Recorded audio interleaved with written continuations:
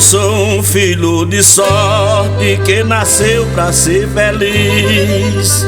A vida sorriu pra mim, minha história eu mesmo fiz. Comecei como vaqueiro, hoje sou um fazendeiro e tenho tudo que eu quis.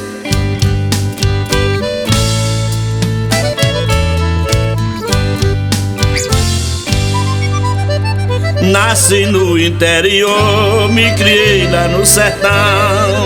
Trabalhei muito pesado na enxada e no facão. Cortei de foice e machado, mas foi cuidando de gado que ganhei reputação.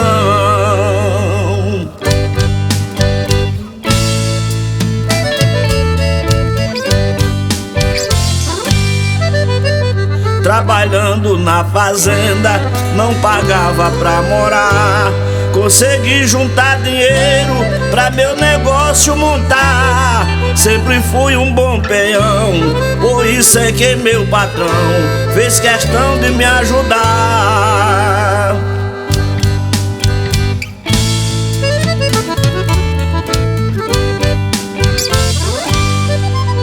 Nesse vai e vem da vida, sempre fui batalhador. Fui um vaqueiro afamado e muito respeitador. Um dia meu coração, pela filha do patrão, despertou um grande amor.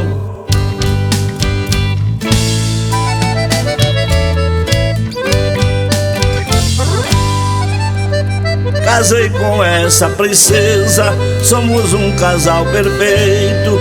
Ela me ama demais, eu carrego ela no peito. Nosso amor é muito forte, só mesmo um filho de sorte pra ter sorte desse jeito.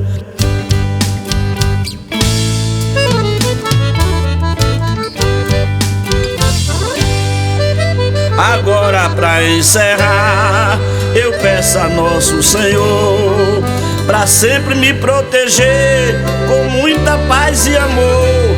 Por ter tido muita sorte, agradeço antes da morte a Deus Pai, meu Criador.